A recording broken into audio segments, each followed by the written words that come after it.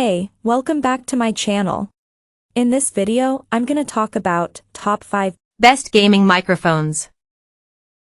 Starting at number 5. Beyerdynamic FOX. If you like to break out into song during your Twitch stream, this music-centric microphone is a great choice. Beyerdynamic is a respected name in pro audio, and the company's expertise in the studio carries over beautifully in this compact, no-fuss USB mic.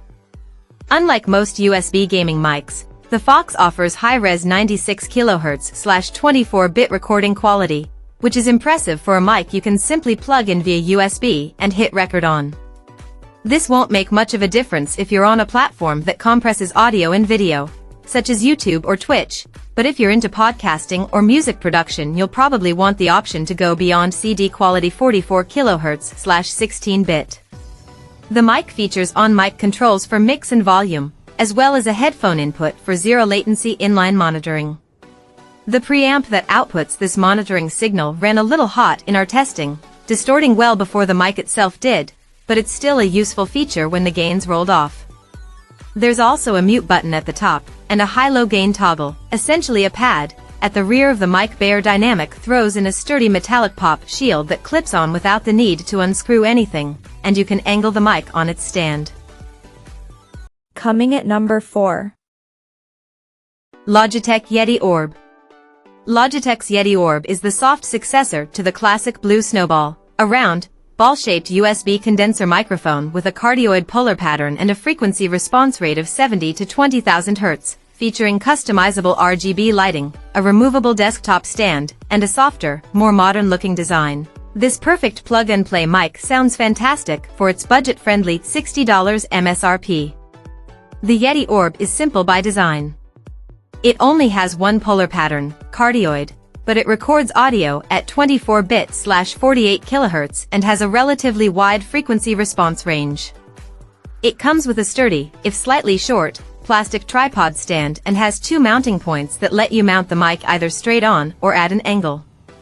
It works very well out of the box, offering up full, relatively warm vocals and keeping plosives at bay, but it does do best when it's optimally positioned, i.e., not behind your keyboard. It works with Logitech's Blue Vogue ACE software, which features real-time voice modulation as well as a 3-band EQ, a high-pass filter, noise reduction/noise gate, a compressor, a de-esser, and a depopper, as well as vocal effects and a sound sampler library for streamers. The Yeti Orb doesn't have any on-mic controls, but it does have customizable RGB lighting that can be set to change color when the mic is active/idle. The RGB lights up the Logitech G logo on the mix band, but it features a hood that lets you see the color even if the logo is facing away from you, toward your camera, I guess. At number 3. HyperX Quadcast S. The HyperX Quadcast S is another gamer-oriented USB mic that's been around for a while. The Quadcast S is a refreshed version of the original Quadcast.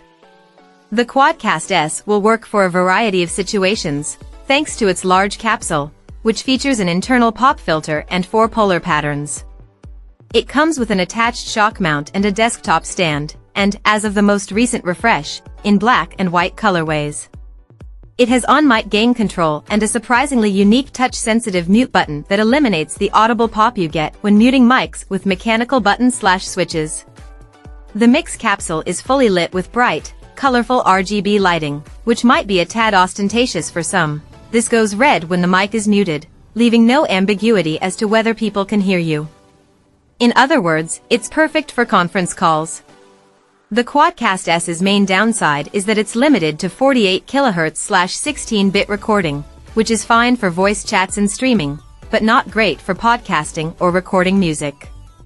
If you don't need 4 polar patterns, the HyperX Duocast records audio in 96 kHz/24-bit format, and is smaller and less flashy than the Quadcast S, same tap to mute, though. Number 2 of my list. Blue Yeti USB. The Blue Yeti was there at the birth of the streaming boom, and it's still a ubiquitous desktop feature on Twitch, and with good reason. It's just about the easiest mic to use on the market, and it excels at picking up a single vocal signal. Logitech's Blue Yeti is built to a very high standard and will stay where you angle it on its weighty desktop stand.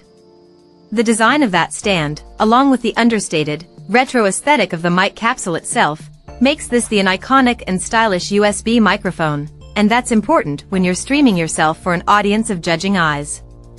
It doesn't have RGB lighting to sync to your stream, however, you'll need Logitech's new Yeti Orb or one of HyperX's mics for a light show. The Blue Yeti's controls couldn't be easier to use while you're streaming. A single volume control and a mute button on the front of the mic are all you get, and for the intended purpose that's all you really need. You're never going to accidentally hit the wrong thing midstream. While the Blue Yeti does best when it's picking up just one person's voice, it does have 4 polar patterns for versatility.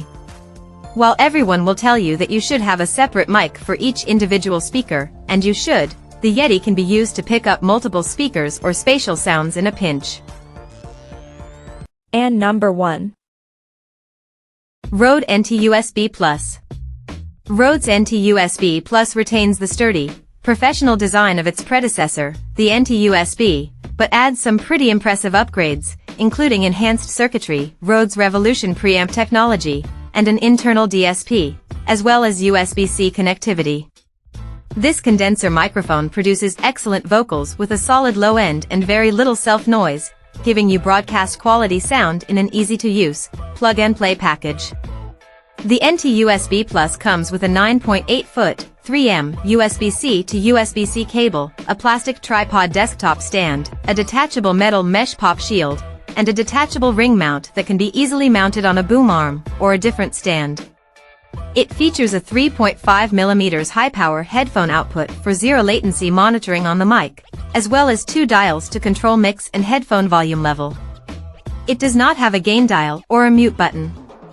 The NT-USB Plus S internal DSP allows for advanced audio processing, which can be activated using one of Rode's apps, Rode Central, Rode Connect, or the new Rode X Unify software.